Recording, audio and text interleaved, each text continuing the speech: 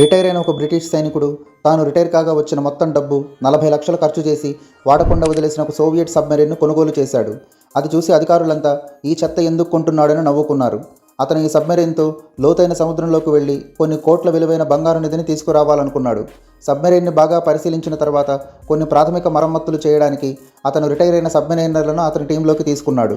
అన్నీ సిద్ధమైన తర్వాత ఆ తుప్పుపట్టిన సబ్మెరైన్ బయలుదేరింది. వారు బంగారం కోసం బ్లాక్ సీ వైపు ప్రయాణం మొదలుపెట్టారు. కానీ సబ్మెరైన్ 30 మీటర్ల లోతుకు చేరగానే ఇంజన్ పనిచేయడం ఆపేసింది. కెప్టెన్ వెంటనే టీంలో ఒకరైన జాన్ను ఇంజన్ ఆయిల్ లీక్ సరిచేయమని పంపాడు. కానీ అతనికి భాషా సమస్య ఉండడం వల్ల జాన్ చెప్పిన మాటలు పూర్తిగా అర్థం చేసుకోలేకపోయాడు. అతను చేయాల్సిన పని కాకుండా వేరే లివర్ని ఆపరేట్ చేశాడు. ఫలితంగా సబ్మెరైన్ శక్తిని పూర్తిగా కోల్పోయేలా చేశాడు. ఫలితంగా అది సముద్రపు అడుగుకి బరువుగా కుంగిపోవడం మొదలుపెట్టింది. తర్వాత వారు తనిఖీ చేస్తే ఇంజన్ షాఫ్ట్ పూర్తిగా విరిగిపోయిందని, కొంత ఛాంబర్ కూడా పనికి రాకుండా పోయిందని తెలిసింది.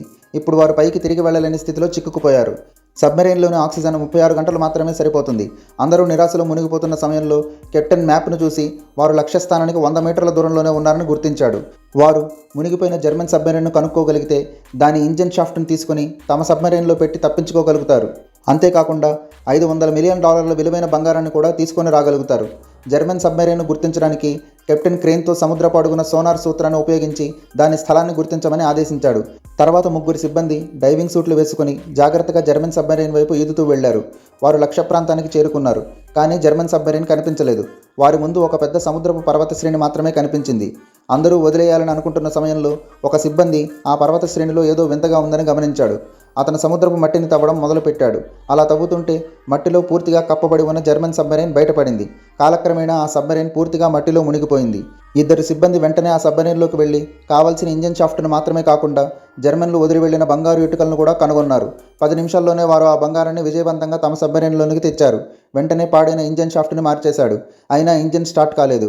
ఆక్సిజన్ కూడా కొన్ని గంటలు మాత్రమే ఉంటుంది. సబ్మెరైన్ డాష్బోర్డ్లో ఏదో సమస్య చూపించింది. చాలాసేపటి తర్వాత సబ్మెరైన్ మళ్ళీ కొద్దిగా కదిలి స్టార్ట్ అయింది. ఆ బంగారంతో వాళ్ళు తిరిగి వెళ్ళిపోయారు. ఫ్రెండ్స్, ఈ వీడియో నచ్చితే మీకు లైక్ చేయండి, కామెంట్ చేయడం మాత్రం మర్చిపోకండి.